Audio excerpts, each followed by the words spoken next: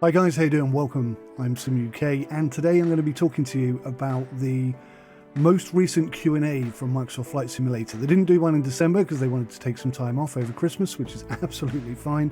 But they're back, and there's some interesting things that I wanted to draw your attention to. So I'm going to bring you up to speed with everything that they've spoken about, tell you what's coming in the next couple of months. But there's also a couple of things I want to question you about, see what your thoughts on it are. So World Update number 3 will be coming to us in the next couple of weeks, somewhere between February 9th and February 11th. That will cover the UK and Ireland, which for a Brit is definitely a big thumbs up.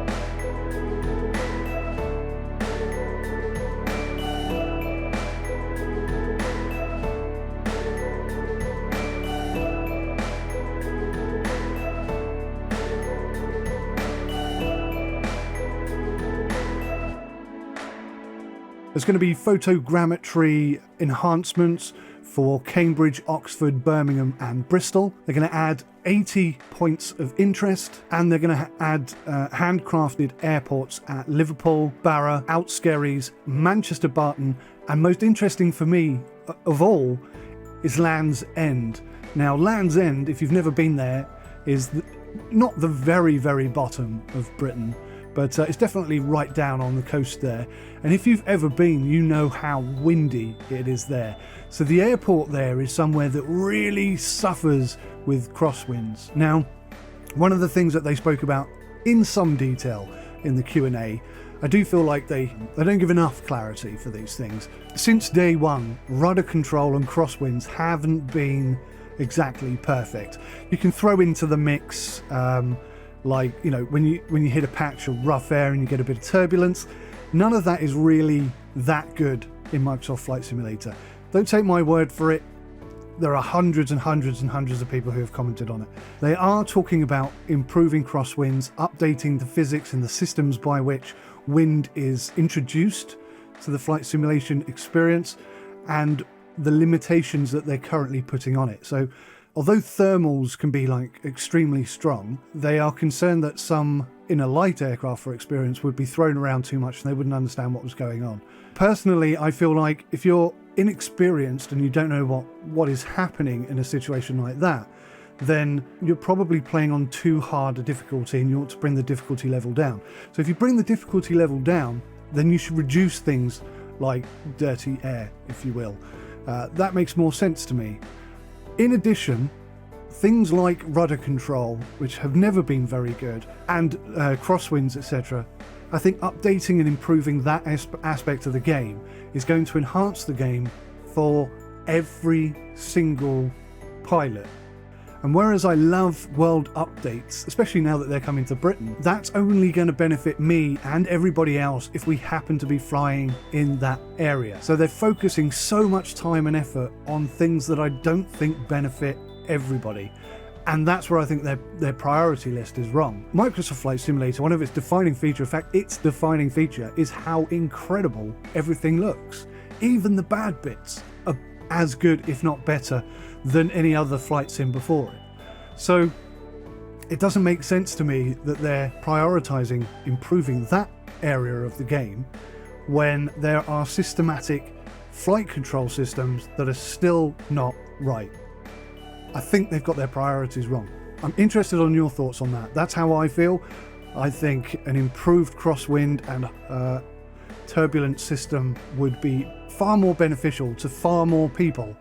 An update to UK and Ireland. I mean, to be fair, I'm British and these are very, very good things. I can't wait to go down to Land's End and see what that's like. But it is immediately going to draw my attention to the fact that the crosswinds and the rudder controls are just not good. So let me know what you think about that. March is going to bring even more world updates.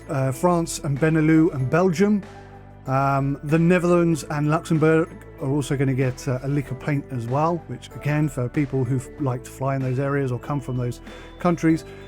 Now the sim update number 3, again, I think there needs to be more meat on this particular bone.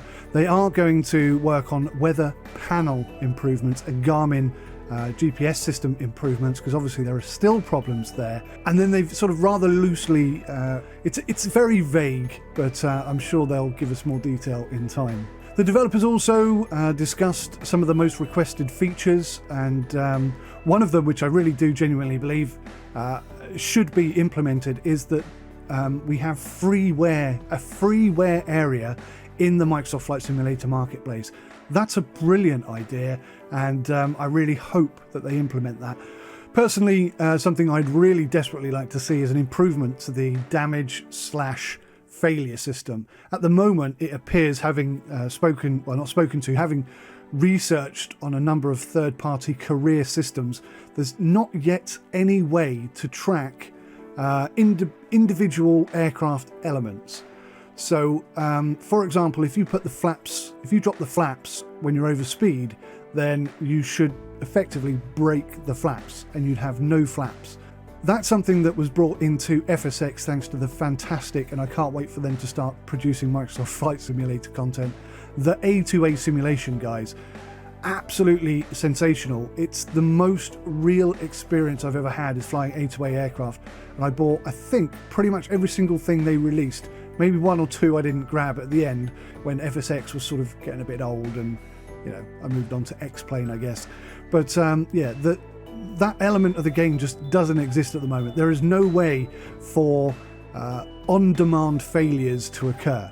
So you can go into Microsoft Flight Simulator and set up a failure to occur in the next blah, blah, blah, blah, blah.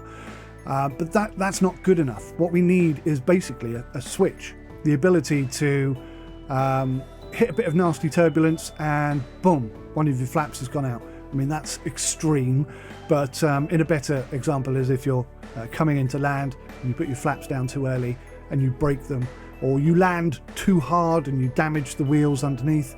These are things that I would love to see in the game. Now, in order for that to make sense, there would need to be some sort of persistent tracking of the aircraft itself, which brings me rather nicely onto my final point today. Orbex have now made public their Volanta app, which is currently free. There are going to be payware add-ons that you can add to it in the future, but right now it's free. I urge you to go check it out.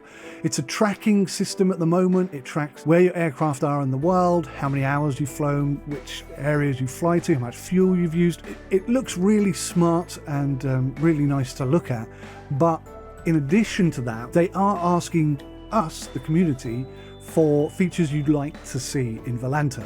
So if you've got some great ideas, then definitely go download it, try it out, give them some feedback. I'm definitely going to give it a fly today and see how it goes. So I'll put up a proper review on it as soon as I can. But I'm also going to be sending them some emails or suggestions. They're already tracking where they are in the world, so you've almost got a career system there. And Orbex, I mean, they've been around for a long time. They really know their eggs and their onions. I don't know what that means, but they are definitely a third-party developer who could take a career element and do incredible things with it. So I'm going to make that request. Whether they take it on or not, I don't know. But definitely Volanta is something worth checking out. If you haven't got time to check it out, or you don't want to, then please do come back to the channel and check out my review on it very soon. But that's it. That's the news for today.